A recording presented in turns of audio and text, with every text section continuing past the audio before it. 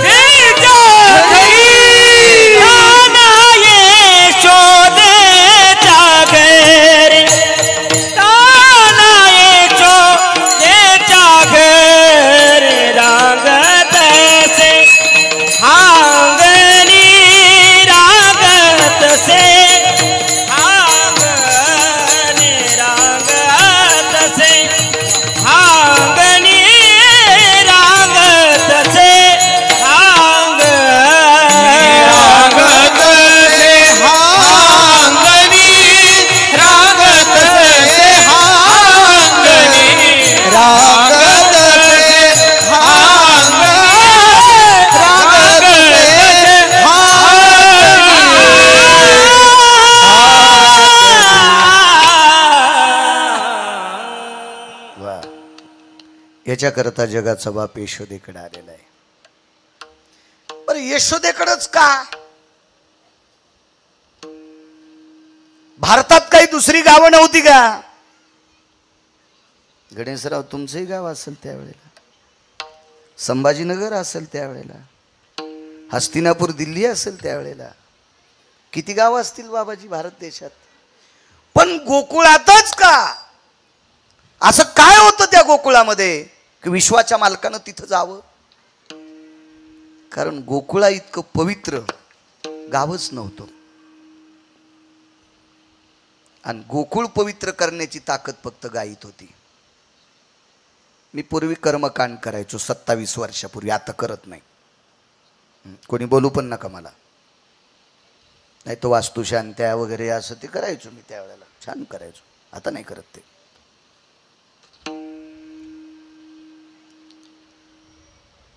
तर मी ज्या घरची वास्तुशांती करायला गेलो त्या माणसाला पहिलं सांगायचो की वास्तुशांतीच्या पूजेच्या दिवशी तुझ्याकडे एक गाय असावा. ते म्हणायचं महाराज दक्षिणा काय घ्यायची ते घ्या, पण ती गायीचा कुळा माग लावू नका. मी म्हणलं मी सांगितलेलं जर तू नाही ऐकलं, तू जर आम्हाला बंडल दिले तर त्या बंडलाच्या शेकानं गिरगावकराचा संसार खालून जळण. तू हे बंडल तू याकडे राहू दे. गाय पाहिजे, गाय गाय पाहिजे. आणि त्याला तर मीच पाहिजे. ते म्हणलं महाराज असं काम करा ना, मी 1-2 तोळ्याची सोन्याची गाय करतो आणि तुम्हालाच देतो. मी म्हणलं तू केलेली सोन्याची गाय आमच्या घरात घुशी सोडीन आणि मग घर पाडून टाकील. सोन्याची नाही, गाय गायच पाहिजे. ते म्हणलं महाराज असं करू ना, तुम्हाला किती महाराज बोलवायचे तितके बोलवा, 100-200 क्विंटल तूप आपण यज्ञात टाकू. मी म्हणलं 100-200 महाराज जरी जाळलेस यज्ञात तरी तुला घरात सुख भेटणार नाही. तुला गायच बांधावं लागेल. हो, हत्तीच्या सोंडेसारखी तुपाची धार जरी तो यज्ञात टाकलीस आणि गाय नाही बांधलीस ना, नाही म्हणे महाराज ऐका ना. मी म्हणलं शेवटी सांगू का तुला, तू या घरातली फरची काढून मला जरी पुरलं जित्तो गिरगावच्या बाळूला आणि वरी फरची टाकून स्वयंपाक करून खाल्लास तरी तू उद्धार नाही. तुला गायच बांधावं लागेल. शास्त्राचा दंडक आहे. पूर्वीच्या काळात असा कर्मशास्त्राचा सिद्धांत होता, घोडं पण पाहिजे होतं. पण एखाद्या वेळेस घोड्याला पर्याय सांगितले, गाय असली की बाकी सगळ्या गोष्टी संपल्या, गाय मात्र पाहिजे. एक छोटंसं वाक्य ऐका. आपण राहतो त्या वास्तूला एक गाय पवित्र करती. गुरुवर्य, एक गाय पवित्र करती. आपण राहतो त्या घराला, एका गायीत ताकद आहे. त्याच्यातल्या सगळ्या खोडी संपवायची, त्या जागेतले दोष संपवायची ताकद एका गायीत आहे. तर गोकुळात एकट्यात नंदाकडे 9 लाख गायी होत्या. जागा किती पवित्र असेल गणेशराव? किती पवित्र असेल जागा? किती पवित्र, किती पवित्र. तुम्हाला एक सांगू का, तुम्ही राहता संभाजीनगरला, पण इकडे कधी चक्करला आले, नुसत्या गायीच्या गोठ्यात जर जाऊन आले ना, गायीच्या गोठ्यात, तर 100 पंढरपूरच्या वाऱ्या केल्याचं पुण्य तुम्हाला प्राप्त होतं.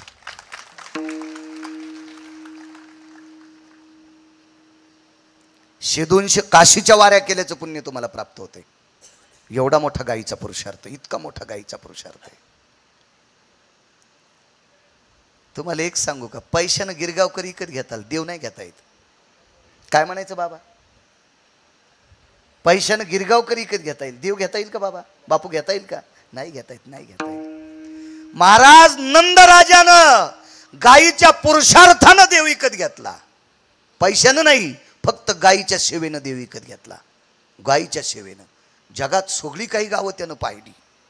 महाराज वैकुंठ काय सामान्य वैकुंठ एवढा नाही, सगळी अधिष्ठानं पाहिली, पण विश्वाच्या मालकाला तेच ठिकाण आवडलं, ते फक्त गोकुळ. कारण तिथं गायीच्या पदस्पर्शाने पुनीत झालेली माती होती. ठीक आहे, मागचं कर्म आई वडिलाला सोडलं असेल त्याबद्दल दुमत नाही, पण माझं मत आहे मग देवकी यशोदेकडेच का, दुसरीकडे का नाही गेले? तर दुसरीकडे याच्याकरता नाही गेले की दुसरीकडे तितक्या गायी नव्हत्या. त्या गायी फक्त गोकुळातच होत्या. म्हणून आईसाहेब पहिल्या कडव्यात म्हणतात, वैकुंठीचा हरी वैकुंठीचा हरी वैकुंठीचा हरी वैकुंठीचा हरी वैकुंठीचा हरी वैकुंठीचा हरी वैकुंठीचा हरी वैकुंठीचा हरी वैकुंठीचा हरी वैकुंठीचा हरी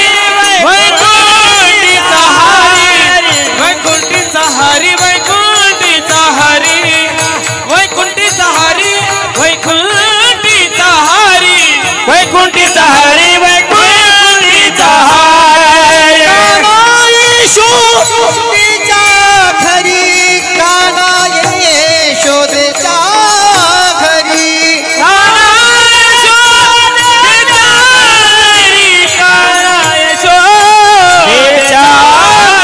रांगत से हारंगणी रांगत से हांगणी रांगत से हांगणी रांगत से हांगणी रागत से हागणी रागत से हागणी रागत से हागणी रागत से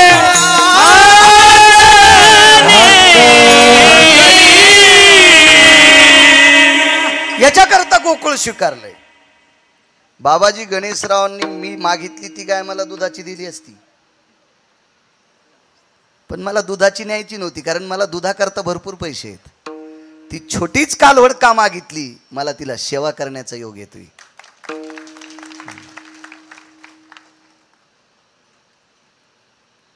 हात लावला ती गाय आजी आपल्याला दिली असती, हात लावला ती 10-12 लिटर दूध देणारी.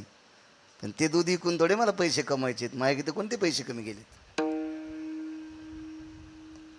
म्हणून मी आणतानाही 7 कारोडीच आणल्यात. आता मला खूप वाढवायच्या होत्या, पण मला परिक्रमेला जायचे 2-3 महिने, म्हणून मी नंतर पुन्हा वाढविणार आहे. आणि छोट्या छोट्यात न्यायच्या, कारण त्या छोट्या चिमुकल्या त्यांचं आणि आपलं हृदयाचं नातं निर्माण होतंय, प्रेमाचं नातं निर्माण होतंय. पाहिल्याबरोबर वरी तोंड करतात. महाराज, आपण एखाद्या पाहुण्याला गावरान तुपातला शिरा खाऊ घाला आणि ते पाहुणा घरी गेल्यावर म्हणतो गावरान तुपातला शिरा खाऊ घातला, पण निघताना चहा कुठं पाजला. इतके हरामखोर पाहुणे आहेत आपले. म्हणजे गावरान तुपातला बदामाचा शिरा खाल्ला भडव्यानं आणि पुन्हा घरी गेल्यावर बायकोला म्हणला त्यानं शिरा खाऊ घातला, पण निघताना चहा प्यात नाही म्हणले. याला पिराला कापायला पाहिजे, हरामखोराला, पिराला. हो, हे काही काही लोक बळी देतात ना कोंबड्या बकऱ्याची, याचा बळी द्यायला पाहिजे नालायकाचा. म्हणून हे रक्ताच्या नात्यातले सुद्धा बेईमान होऊ शकतात. अब्जावधीची संपत्ती बापानं पोरासाठी कमवली, ते पोरग सुद्धा बेईमान होऊ शकते. गाय नाही बेईमान होऊ शकत, नाही बेईमान होऊ शकत ती, नाही बेईमान होऊ शकत. गणेशराव, तुम्ही रातच्या 2 वाजता जरी गाईच्या गोठ्यात आले आणि गाई जर नाही उठल्या तर मरुस्तर कीर्तन करायचं नाही. इतकं प्रेम देणारी याती फक्त गाईची आहे, गाईची. नात्यातली माणसं एखाद्या वेळेस म्हणतील आले असतील, पडतील, झोपू द्या, सकाळी बोलू, सकाळी बोलू म्हणतील, सकाळी बोलू. गाय नाही, तात्काळ उठेल.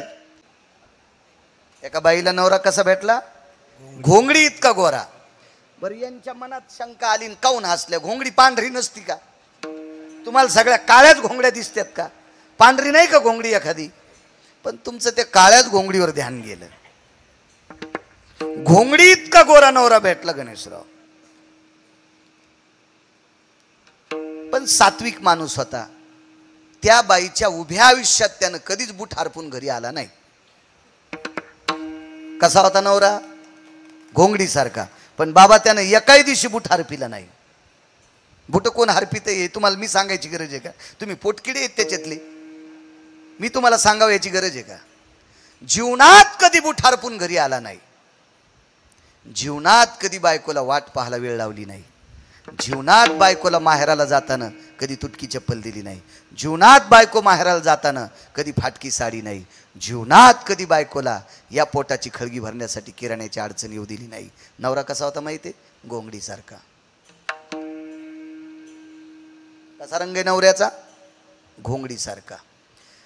महाराज इतकी जीवनात त्याच्या सुखसोयी होती म्हणून ती पतिव्रता स्त्री त्याला पांडुरंगा इतकी, बाबाजी त्याला भगवान शिवजी इतकी मानित होती. पण शेजारणीच्या पोटात डबा उठला. तुम्ही अजून बी लक्षात घ्या, शेजाऱ्याच्याच पोटात डबे उठत आहेत म्हणून आपले घर पेटत आहेत, नाही तर तसा जाळच होत नाही घरात. शेजाऱ्याने इस्तू टाकल्याशिवाय घरच जळणत कोणाचीच. हे दुसऱ्याच्या इस्त्यानंच घरं जळत आहेत. मला असं वाटतंय शेजाऱ्याचा इस्तू आत येऊ नये म्हणून आपण असा वाला पडदा टाकला पाहिजे की त्यानं आपल्याकडे फेकल्यावर त्याचंच जळालं पाहिजे. पण त्यानं इस्तू टाकल्यावर आपलं जळावं म्हणून इकून तुम्ही भुसकट ठुलं, राखेलच्या कॅनी ठेवल्या म्हणून आपलं जळायलं. ते राखेलची कॅन म्हणजे दुसऱ्याचं ऐकिने, राखेलची कॅन म्हणजे दुसऱ्याचं ऐकून आपलं घर जाळणे. दुसऱ्याचं ऐकायचंच नाही याला म्हणायचं वल्ला पडदा लावला. त्या बाईने एके दिवशी सांगितलं, सकू काय बाई तू संसार करते, काय तुझा नवरा आहे घोंगडीसारखा काळा, काय काय काय येड्यावानी. तिने ऐकण्याची मर्यादा होती. तिने एके दिवशी सांगितलं, बाई तुम्हाला एक बोलू का, 2-3 वर्ष झालं तुम्ही मला टोमणे मारतात, तुझा नवरा घोंगडीसारखा, तुझा नवरा घोंगडीसारखा, तुझा नवरा घोंगडीसारखा. एक बोलू का बाई तुम्हाला, तुमचा नवरा काचा इतका सुंदर आहे, काचा इतका सुंदर आहे, पण मला कळतंय तसं तुमचे पोरं त्याला उचलून आणतात बस स्टँडच्या मुतारीपाशी पडलेला असल्यावर.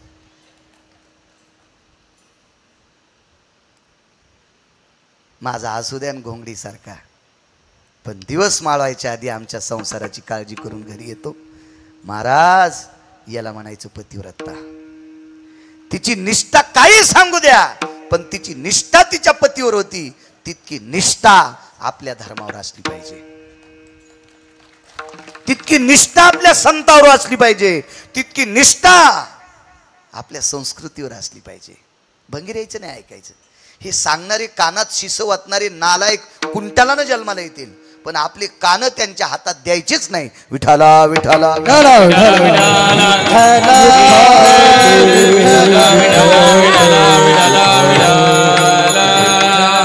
आणि आपल्याकडं ग्लानी येण्याचं एकमेव कारण एक आहे बाबाजी, आपले लोक एका फांदीवर बसतच नाहीत. एका फांदीवर बसणारच नाहीत. आज तुमच्या पाया पडतील की उद्या लगेच पिराच्या पाया पडायला जातील, की परवाच्या दिवशी लगेच कंदुरीला लिंब घेऊन जातील. हे इतके भंगिरे येत नाही. त्याच्यामुळं नेमकं यायला कोणता देव यांच्याकडे येईल त्या देवाला पण पंचायत पडती. हा जाऊ द्या मी झोपतो तेव जाईन, तेव देव म्हणतो जाऊ द्या त्या दिवशी तिकडे गेलतं ना मी राहतो तेव जाईन. एकही येत नाही, याचा भोगा होतोय. आपल्याला सवय लागली. इथंच नास्ती परण लभ्यते. मी रात्री सांगितलं, दोन्ही पेवावरी ठेवू जाता हात होय अपघात शरीराशी. 2 जागेवर हात ठेवले आपलं शरीर थांबते का? कोणती एकच फांदी धरा. आपुला तो एक तेने विन जीवा. 17 जागेवर. किती नालायकपणा, किती नालायकपणा. आषाढ महिन्यामध्ये लक्ष्मी देवीची पूजा करत असतात. लक्ष्मी देवीची पुराणाचा निर्णय. तुकोबाराय पुराणाला मानतात. पुराणाचा सिद्धांत आहे.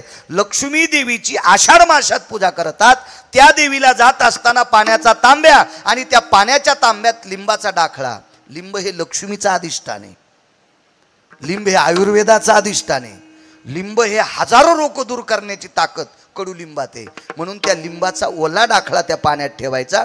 जगदंबेच्या दर्शनाकरता जायचा आषाढ महिन्यात. आणि आषाढ महिन्यात रोगाची लागण जास्त होत असते. दलदलीचं वातावरण असतं, पाणी दूषित होत असतं, बऱ्यापैकी पक्वान्न दूषित होत असतात. आणि म्हणून त्या देवीचं दर्शन घ्यायचं. त्या पाण्यात त्याच्यातलं काही पाणी त्या देवीला समर्पित करायचं. आणि त्या लिंबाच्या डाखळ्याचा तो ती खालचा कोंब असतो ते त्याच्यात त्या पाण्यात असा घासत असतो. आणि ते पाणी घरी लेकराला द्यायचं. शरीरात रोगप्रतिकारक शक्ती वाढते. तिला लक्ष्मी देवी म्हणतात. पण आता ह्या 10-20 वर्षात तोंडाचं सुख घेणाऱ्या नालायकानं तिला लक्ष्मी देवी न म्हणता तिला मर्याई नाव ठेवलं. आणि तिला लिंबाचा डाखळा न नेता ढवळे लिंब नेले. त्या देवीला कोणते लिंब नेले? ढवळे. त्या देवीला ढवळे लिंब आवडत नाहीत. याच्या जिभेचे चोचले पूर्ण करण्याकरता देवीला बदनाम केलं. हो, आपल्याकडं सांगितलं नाही, शेंदरी हेंदरी दैवते कोण पूजी भूते घेते. जे आपल्या पोटाकरता भीक मागते ते देव आपलं कधीच कल्याण करू शकत नाहीत, कधीच कल्याण करू शकत नाहीत. म्हणून निर्णय असा घ्या, सात्विक देवांच्या पुढे, सात्विक संतांच्या पुढे आपलं मस्तक वाकवा. नालायक महाराजांच्या पण पाया पडू नका. त्याच्या पायातून पाप तुमच्या डोक्यात येईल आणि बंधा तुमचा संसार जळून जाईल. महाराज जे संप्रदायात निष्ठ आहेत अशा लोकांच्या पाया पडत जा, की जेणेकरून तुमचं पाप जाळण्याची ताकद त्यांच्यात असते. कोणाचे नका पाया पडत जाऊ, विनंती करतो तुम्हाला. विठाला विठाला विठाला विठाला. यशोदेकडे का आपल्या प्रत्येक देवता अग्नीच्या मुखातून जेवत असतात, अग्नीच्या मुखातून. एक माहीत असावं गणेशराव तुम्हाला, आपल्या जुन्या काळातल्या बायका चुलीवर स्वयंपाक करायच्या. आता काळ गॅसचा आलाय, मी त्याच्या विरोधात बोलणार नाही. काला येतच नमा, त्याच्या विरोधात नाही बोलणार. काळ आला, काळ आला. महाराज पूर्वीच्या काळात बाळांतीन जर डिलिव्हरीचा पेशंट असेल तर बैलगाडीमध्ये तालुक्याला जायची परिस्थिती होती. आणि काही काही रस्त्यानं अशा गाडीवाटा होत्या बाबाजी, की त्या गाडीवाटानं बैलगाडी चलत नव्हती, म्हणून बाजावर त्या स्त्रीला ठेवीत आणि त्या बाजाला दांड्या लावीत.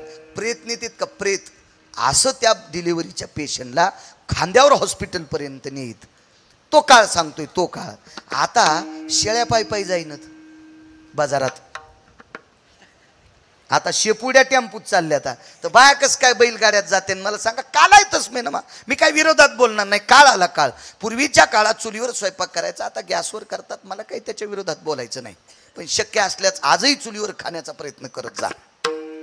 आजही खेड्यापाड्यात राहणाऱ्या लोकांनी कोपऱ्यात एक चूल मांडलीच पाहिजे. किमान ज्या दिवशी भाकरी केल्या त्या दिवशी चुलीवर करत जा. ज्या दिवशी वांगे भाजायचे त्या दिवशी गॅसवर नका न भाजी जाऊ. ते वांगे त्या चुलीच्या आहारात कोची जा ना. हो, त्या चुलीच्या आहारात अग्नीत भाजलेले वांगे तुमचा जठराग्नी शुद्ध करू शकतात. निदान इतकं खाचं शिका ना, शिका, खाचं शिका. ज्याच्याकडे 10-5 एकर जमीन आहे त्यानं पुढ्यातलं दूध खाऊ नका असं म्हणणार नाही, पण ज्याच्याकडे 10-5 एकर जमीन आहे त्यानं 2 गायी पाळल्या तर त्याला का धनुरात आलाय का. पण 25 एकर जमीन काळीची असताना बी उंदीर धरल्यावर आणि ती पुडी आणतो. महाराज दूध प्या. मी म्हणलं बोके आहे का मी हे दूध प्यायला, हे तूच पी आणि तू आंघोळ कर या ना पुन्हा. हो, बोके आहेत का आम्ही आम्हाला त्याच्यातलं दूध पाजा. घरच्या गाईचं खाचं शिका, म्हसाड पाळा, गाय पाळा, शिका ना. हा, जरा जरा शेणाचं टोपलं उचलायचं शिका जा ना. गाईचा गोठा झाडून काढायचं शिका ना. तुम्ही कुठंच वाकणत बसताना अग ग ग, उठताना अग ग ग, कमरात वेल्डिंग, मानात वेल्डिंग, फर्यात वेल्डिंग, बगलात वेल्डिंग, हात वाकणात आणि झोपताना पसाभर गोळ्या खाऊन झोपायलात. उठल्यावर बी गोळीच खालात, मग दात घासायलात. हो, ॲसिडिटी झाली, वरण खाल्लं, स्टो पेटलाय पोटात. तो या स्टो जलोशील गोळ्या 2-3 खाल्ल्या. जलोशील गोळ्या खाऊच नको, त्याचं पिठलंच करून काय. हो, 2-4 भाकरी कर जलोशील गोळ्याची, तू ॲसिडिटी कायमची जाईल.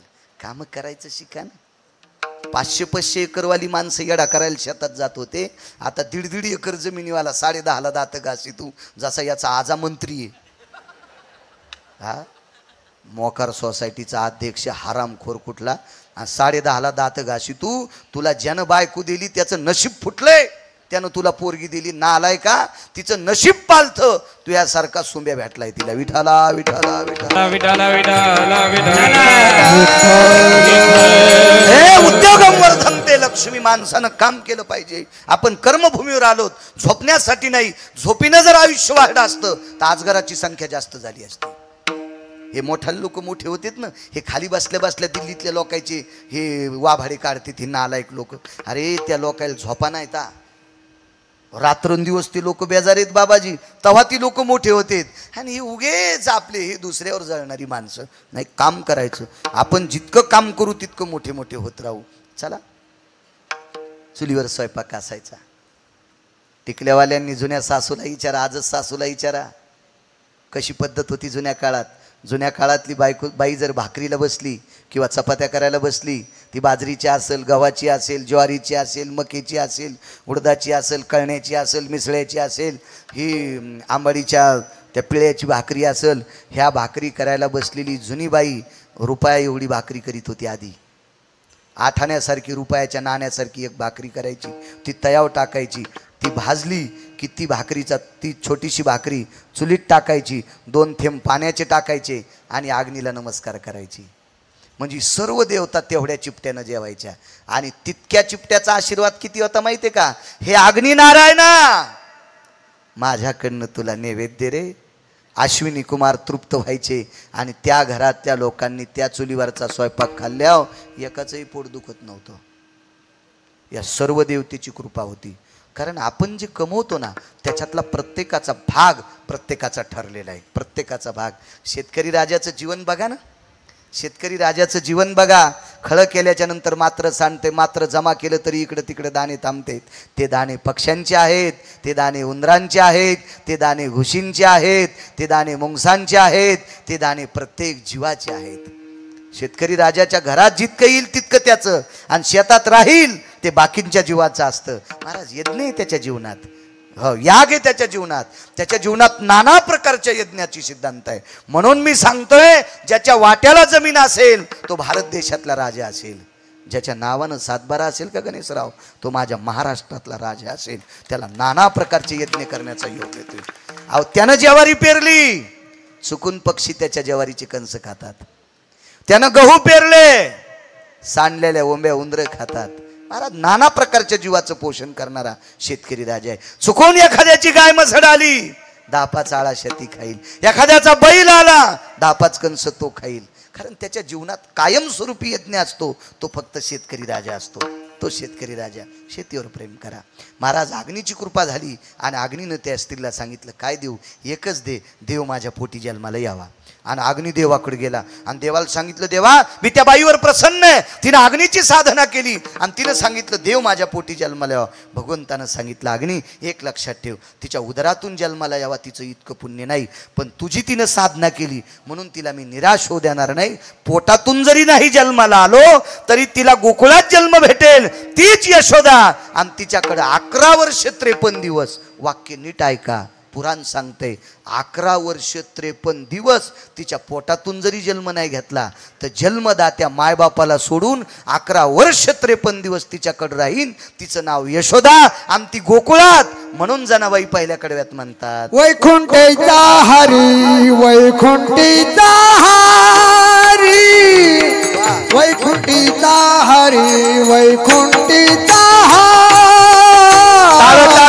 वैकुंठीचा हरी, वैकुंठीचा आता त्याचा सिद्धांत पुढे सांगतो. तोपर्यंत विठोबा रखुमाई, कुमारी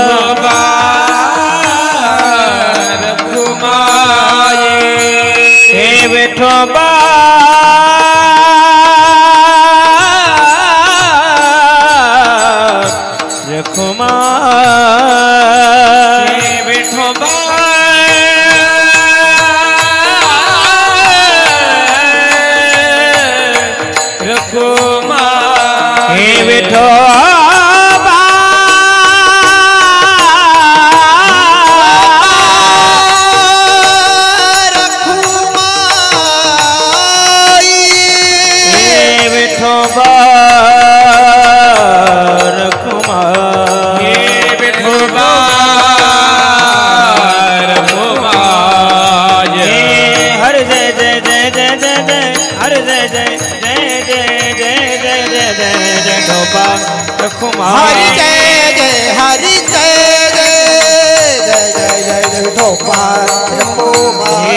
हरि जय जय जय, हरि जय जय जय, हरि जय जय जय विठोबा रखुमाई, विठोबा रखुमाई,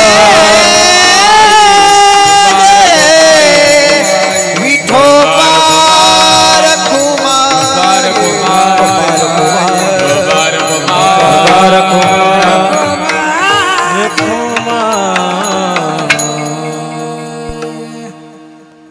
वैकुंठीचा हरी तान्हा यशोदेच्या घरी चालत असलेला हा दिव्य ज्ञान यज्ञ भगवान शिवजींचा अधिष्ठान रहितेचे राजा छत्रपती शिवाजी महाराजांचा अश्वारूढ पूर्णाकृती पुतळा गौमातेचा अधिष्ठान आणि गणेशराव तुमच्या परिवारावर असलेली माझ्या श्रीगुरूंची कृपा 1008 धर्माचार्य श्री गुरु दयानंद स्वामींची कृपा या संत महंतांची तुमच्यावरची कृपा आहे।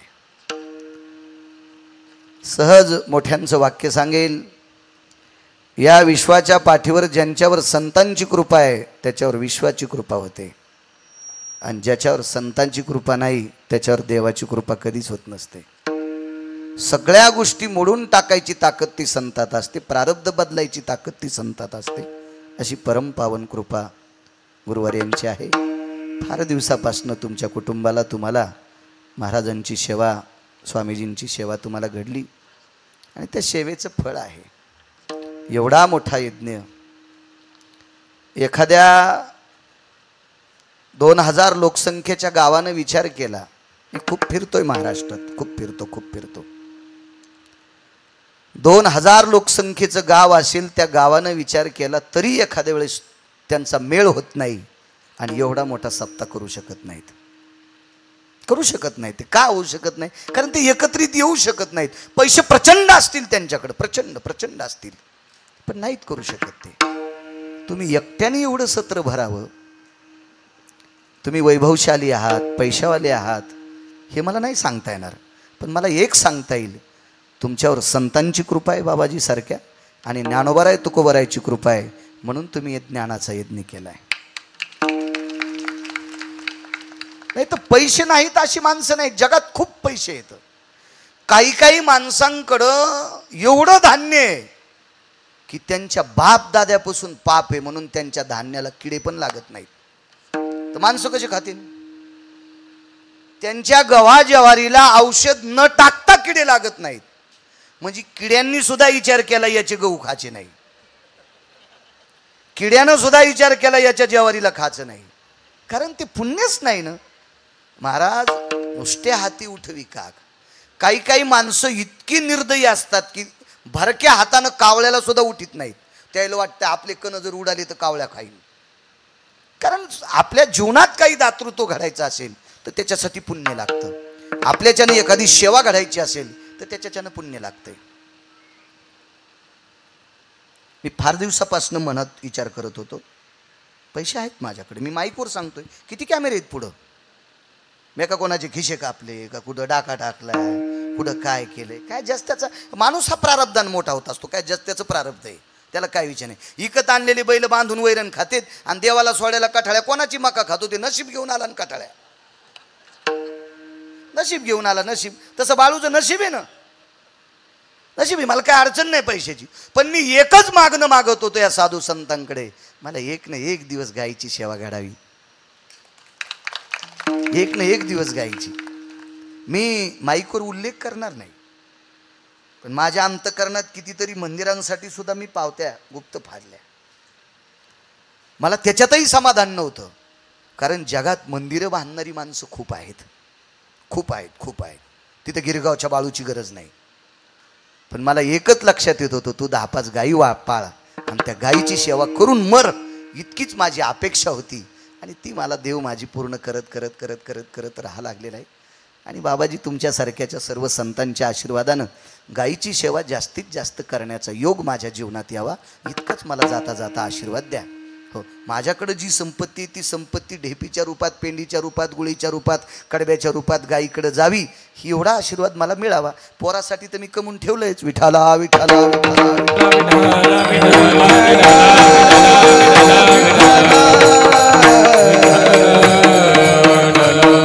आणि ते पुण्य अनायाशे तुम्ही कीर्तनकार नाहीत गणेशराव, तुम्ही भागवतकार नाहीत, तुम्ही शिवपुराणकार नाहीत, तुम्ही रामायणकार नाहीत, तुम्ही एखादा प्रवचनकार नाहीत, तरी पण काही नसताना तुम्हाला गायीची सेवा घडते, हे तुमच्या वाडवडिलांचं पुण्य आहे। आणि अशीच सेवा घडत राहो आणि त्या सेवेच्या पुण्याईनं आपण प्रपंचातली माणसं आहोत, आपण भरकी माणसं आहोत. संसारातली माणसं चमचा भरू की टोपलं भर चिखलानं भरलेली असतेच. कोणी टोपलं भर, कोणी गाडी भर, कोणी ट्रॅक्टर भर, कोणी रेल्वे भर, पण चमचा भर का होत नाही. इतक्या पण चिखलानं आपण भरलेली आहेत. केवळ कारण आपण संसारातली माणसं आहोत. आणि आपण प्रपंचातल्या माणसानं हे भरकं बाजूला काढण्यासाठी हे पाण्यानं धुतल्या जात नाही, याला सेवेनं धुवावं लागते.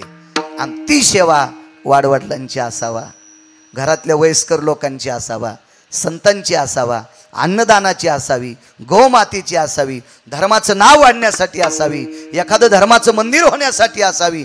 ती सेवा संसारातल्या माणसाला घडली की त्याच्या भोवतालचं दूषित वलय आहे का, दूषित वायू आहे का, दूषित वलय आहे का, दूषित कवच आहे का, दूषित कंपाऊंड आहे का, हे फक्त सेवेनंच जळू शकतंय. हे फक्त सेवेनं जळू शकतंय. संतांची सेवा असेल, धर्मांची सेवा असेल, नामाचा प्रचार असेल, गौमातेची सेवा असेल, वाडवडिलांची सेवा असेल. मी नेहमी सांगत असतो, ज्या बाईचे मालक कपाळावर कुंकू आहे तिनं नवऱ्याचं दर्शन दिवसात एकदा घेतलं पाहिजे, तरच तिला महाराजाच्या पाया पडायची लायकी आहे. नवऱ्याच्या पाया पडत नसल, महाराजाच्या पडत असल तर तिच्या पापानं महाराज धोत्रा सगळं जळण. तिची लायकीच नाही महाराजाच्या पाया पडायची. तिनं दिवसात एकदा आंघोळ केल्यावर नवऱ्याच्या पाया पडावा, तर तिला भारतातल्या महाराजाच्या पाया पडायची लायकी आहे. ज्याचे आईवडील जिवंत आहेत त्यानं दिवसात एकदा आईवडिलाचं दर्शन घ्यायचं, तरच महाराजाच्या पाया पडायचं. नाही तर त्याच्या पापानं बिचारा एखादा चांगला महाराज पण जुळून जाईल. मायबापाच्या दर्शना इतकं पुण्य. मला सोपं सांगा वाटतं, मी अडचणीत हात घालीत बी नाही, इचून निघत असते.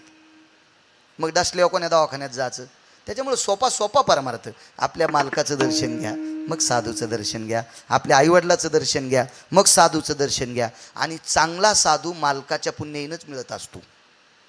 चांगला साधू, चांगला महात्मा, चांगला वारकरी आईवडिलाच्या दर्शनानंच मिळत असतो. ज्याला आईवडिलाचं पुण्य नाही त्याला चांगला साधू सापडत नसतो. मग सहा धुणारा सापडायचा असेल तर आईवडिलाचं पुण्य लागतंय, आणि साधणाराला पाहिजे असेल तर मग कशाच्याच पुण्याची गरज नाही. विठाला विठाला विठाला विठाला विठाला विठाला. हरेशराव, तुमच्या कुटुंबावर महात्म्यांची कृपा आहे, एवढी मोठी महात्मे. आणि परिसरामध्ये बाबाजी तुमची भूमी तपोभूमी आहे, खूपशे यज्ञ.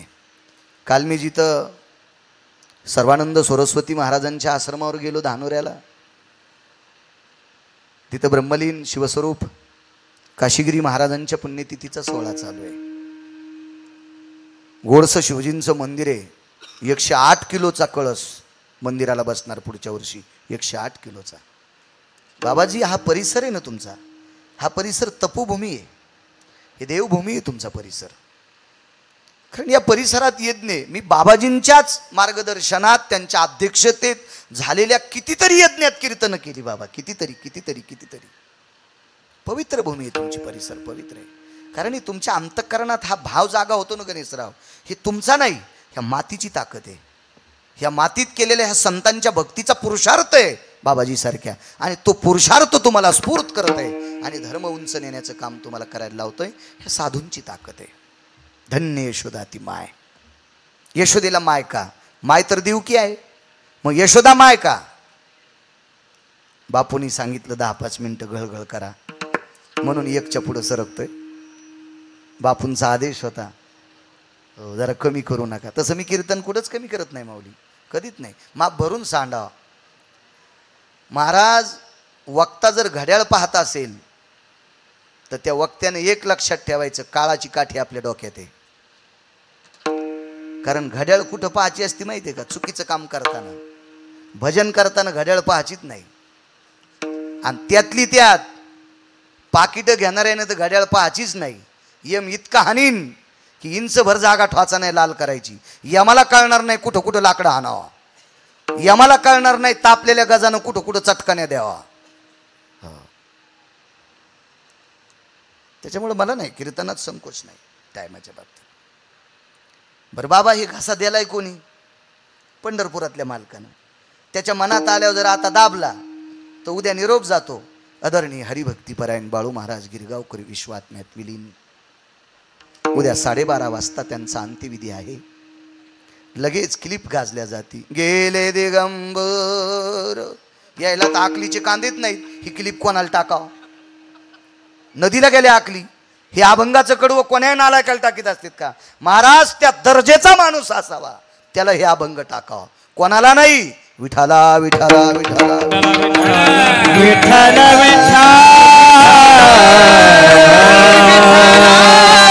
महाराज व्यक्ती स्वातंत्र्य झालं संप्रदायात. प्रत्येकाला वाटते माझी जहागिरी नाही माऊली. आम्हा कीर्तनकाराची संप्रदायावर जहागिरी नाही. या संप्रदाय जहागिरी आधुरीव लोकांची आहे, ज्यांनी संप्रदाय जिवंत ठेवलाय. आज या महाराष्ट्राच्या मातीमध्ये वारकरी संप्रदायातले असे फडकरी आहेत. एक सांगू गणेशराव, त्या फडकऱ्यांच्या जीवनात गाणं हा शब्द सोडून द्या, शपक अभंग पण घेत नाहीत. शपक अभंग घेत नाहीत. अभंग काय साधना असेल या लोकांची. म्हणून परमार्थ या महाराष्ट्राच्या मातीतील आधारीव फडकऱ्यांमुळे परमार्थ आहे. आमच्यासारख्या काल परवाच्या कीर्तनकारांमुळे नाही. ह्या टपराच्या गाडीत बसून माझ सारख्या गिरगावच्या बाळूने इकडे तिकडे फिरणाऱ्यामुळे नाही. ह्या संप्रदाय ज्यांनी रक्ताच्या कणापासून जोपासलाय, त्यांच्या कणाकणात संप्रदाय, ज्यांच्यात अभंग सुद्धा शपक स्वीकारला जात नाही. महाराज चुकीची चाल स्वीकारल्या जात नाही, चुकीचा स्वर स्वीकारला जात नाही, चुकीचं गाणं स्वीकारल्या जात नाही.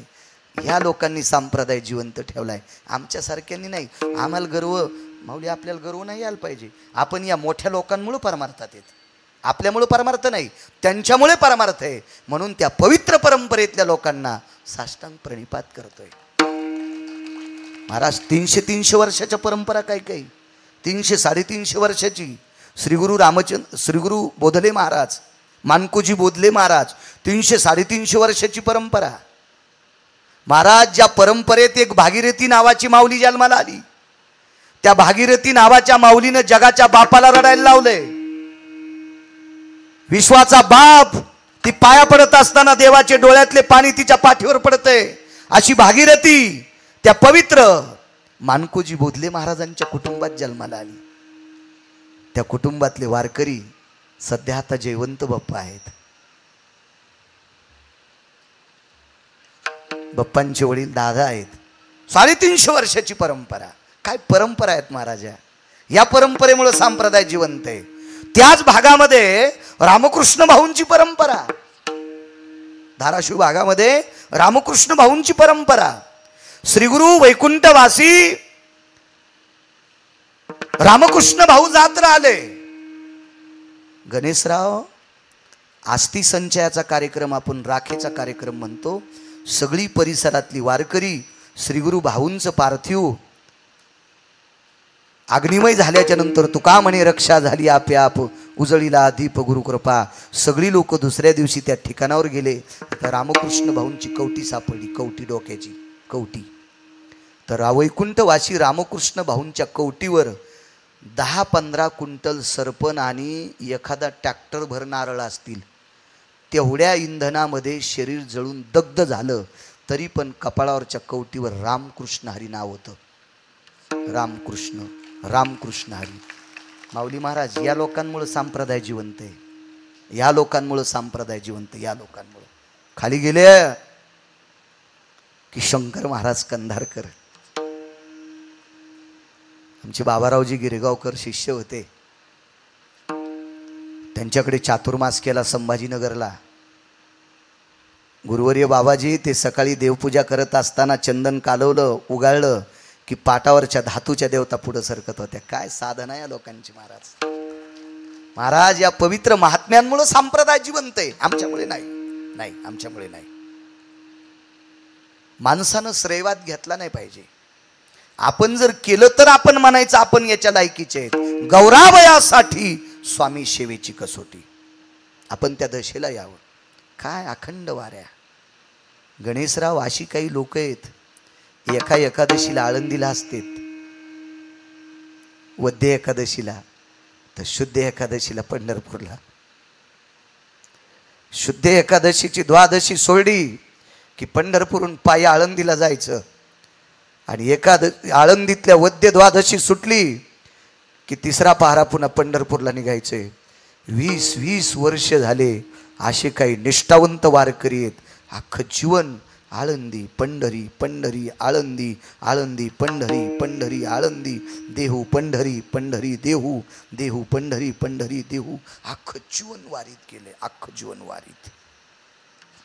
या सात्विक सदाचारी पुण्यशील निष्ठावंत वारकऱ्यांमुळे संप्रदाय जिवंत आहे. हा धर्म त्या लोकांमुळे जिवंत आहे. त्यांच्या आशीर्वादामुळे आम्हाला कीर्तन करण्याचा योग आहे. फक्त आम्हाला संप्रदाय किती निमूटपणे सांभाळायचा आहे आणि किती लोकांपुढे चांगल्या पद्धतीनं मांडायचा आहे हे आता आम्ही ठरवायचे. आम्ही ठरवायचे. आणि आम्ही जर चुका केल्या ना गणेशराव, तर वरचा काठी घेऊन उभा आहे. कोणाच्या बापाची जहागिरी नाही. ह्या संप्रदायाचे संस्थापक अध्यक्ष आहेत तुमच्या मंदिरातले मालक. भगवान शिवशंकर बाबाजी या संप्रदायाचे अध्यक्ष आहेत. एका जनार्दनी वैष्णव आणि शिरोमणी महादेव भगवान शिवजी आहेत. चला, यशोदेच्या जीवनात वात्सल्य का, आई का? कारण ज्या वेळेला कृष्ण परमात्मा मथुरेकडे निघाले, आकृर रथ घेऊन आले, त्या रथात बसले, रथातनं खाली बोलवलं आणि यशोदेनं सगळी दुधाची पदार्थ काढली. दही काढलं, लोणी काढलं, तूप काढलं, ताक काढलं, दूध काढलं. काय एखादा पेढा केला असेल तो पेढा काढला, रबडी केली असेल ती रबडी काढली, भात काढला, साखर काढली, गूळ काढला. ही सगळी पदार्थ एका ताटात ठेवली. कृष्ण कन्हैयाला चंदनाच्या पाटावर बसिलं, त्याच्यातला एक एक घास सगळा खाऊ घातला, सगळा खाऊ घातला कृष्णाला. दुधासोबत ताक खाऊ घालतेत का हे मला माहीत नाही, पण ताकाचा चमचा, दुधाचा चमचा, दह्याचा चमचा, लोण्याचा चमचा, पेढ्याचा चमचा, श्रीखंडाचा चमचा, बासुंदीचा चमचा, भाताचा चमचा, साखरेचा चमचा, गुळाचा चमचा, हे सगळं खाऊ घातलं बाबाजी. आणि यशोदेनं कृष्ण कन्हैयाचं तोंड पुसलं आणि हातात पाणी घेतलं आणि त्या सगळ्या पात्राच्या भोवताल गणेशराव ते पाणी फिरवलं. भगवंतानी हात धरला. मैया, हे मैया, जेवायच्या अगोदर पाणी फिरवत असतात हे मला माहित आहे,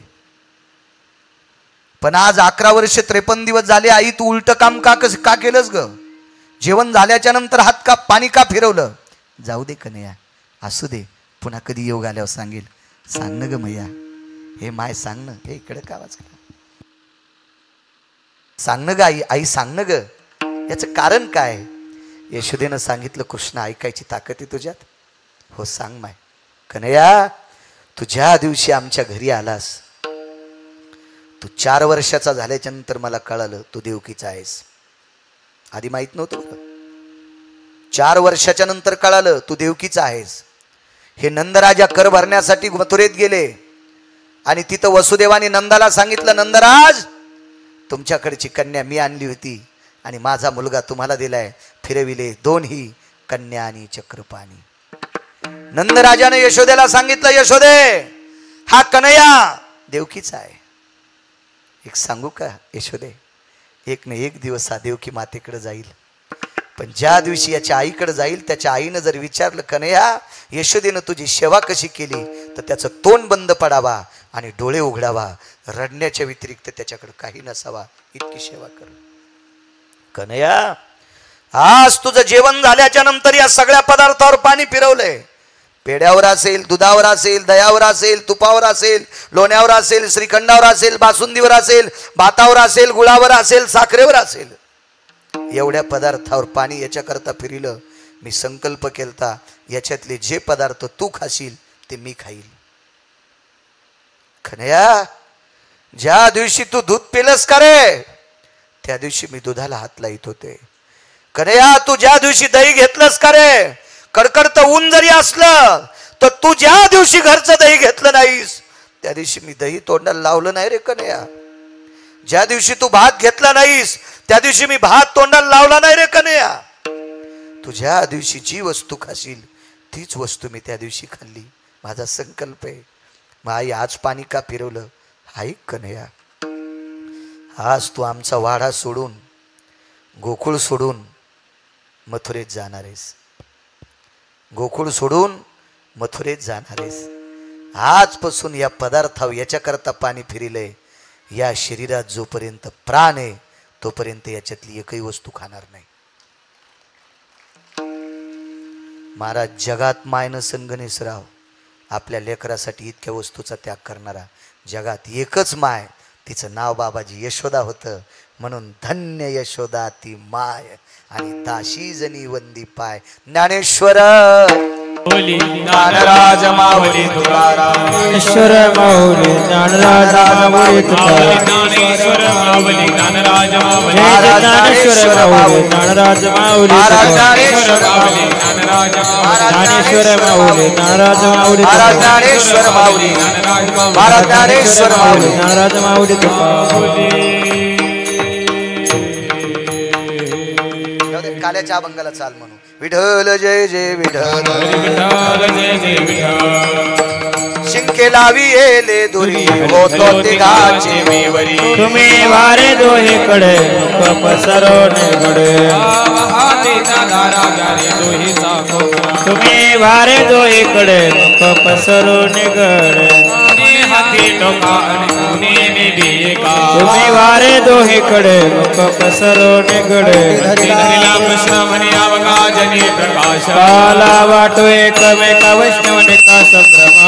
बोलिया ब्रह्मनिका उत्तम लोका दाखवू. काला वाटो एकमेका वैष्णवनिका तुका तुका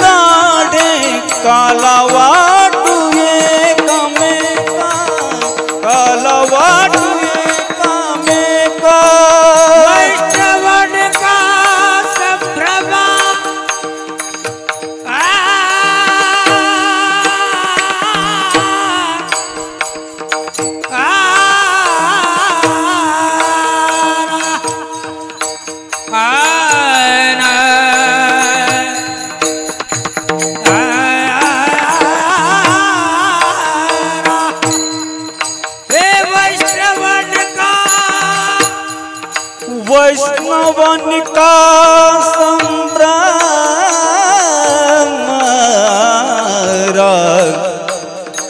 वैष्णवनिका संभ्रम.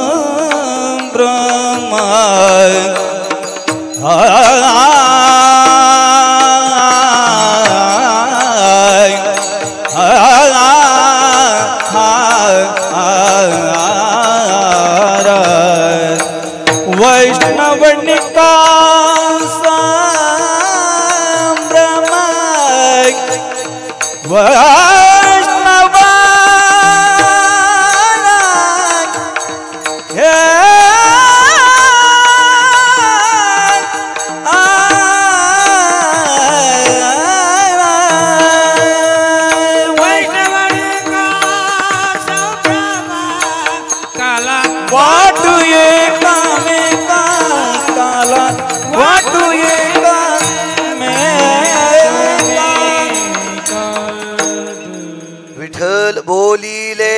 करू वेडे वाकुळे उत्तरे.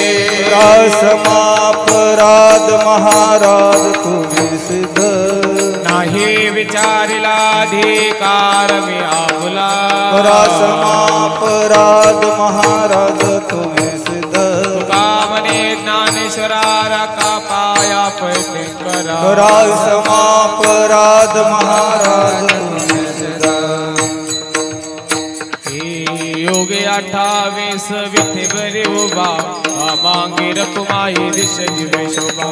कुंडलिका भेटी प्रब्रह्माने वाही भीमा भूधर जगा. जय देव जय देव जय पांडुरंगा हरि पांडुरंगा. माई वल्लभ राई च वल्लभ पाहि जो लगा. जय देव जय तुळशी माळा गळा कर ठेवली कंठी असे पितांबर कस्तुरी ललाट देव सुराला ती भेटी गरुडा हनुमंत पुढे उभे राहते जय देव जय पांडुरंगा रुक्माई वल्लभ राईच्या वल्लभ आई जुलगा जय देव आषाढी कार्तिकी भक्त येते चंद्रभागेमध्ये स्नान करते दर्शन घ्या माते केशवाशी नामदेव भाऊ वळती जय देव जय पांडुरंगा रुक्माई वल्लभ राईच्या वल्लभ आई जुलगा जय देव आरती ज्ञान राजा कैवल्य तेजा सेवे साधू संत मनोविधीला माझा आरती ज्ञान राजा लोक ज्ञान जगे तननाथ कोणे अवतार पांडुरंग नाव ठेवले ज्ञाने आरती ज्ञान राजा कैवल्य तेजा सेवे साधू संत मनोविधीला माझा आरती ज्ञान राजा प्रगट गुह्य बोले विश्व ब्रह्माची केले राम जनार्दन आई मस्त ठेवले आरती ज्ञान राजा कैवल्य तेजा सेवक साधू संत मनोविधीला माझा आरती ज्ञान राजा आरती पारमा स्वामी सद्गुरु रामा सच्चिदानंद मूर्ती आई दाखव्या आरती तुकाराम राघवे सागरात पाषाण काढले तसे तुमाचे अभंग रचले आरती तुकाराम स्वामी सद्गुरु रामा सच्चिदानंद मूर्ती आई दाखव्या आरती तुकाराम तुकिता तुलनेसे ब्रह्मा तुकाशी आले म्हणून नामेश्वरे चरणी मस्तक ठेवले आरती तुकाराम स्वामी सद्गुरु रामा सच्चिदानंद मूर्ती आई दाखव्या आरती तुकाराम डोळ्याने वाही प्रेम आलिंगन आनंदी भोजन भयो वाळी विठ्ठल रखमाई ढोबार ही सवावे माझी आस जन्म जन्मी तुझा पंढरीचा वार करी संता संग सर्व काळ चंद्रभागे स्नान पंढरीचा वार करी अकल्पाविषय भावित या कुळा कल्पनेची बाधा नव कोणी साळी अंखराचा वारा राघोराज विष्णुदासा नाममणी तया सवे कल्याण कल्पनेची बाधा नव कोणी काळी मागणी तिथं प्रती आहे या संतास निर्विहीची मजली तुका म्हणे आता उदारत हो पायी संताची या संतास निर्विहीची मजदे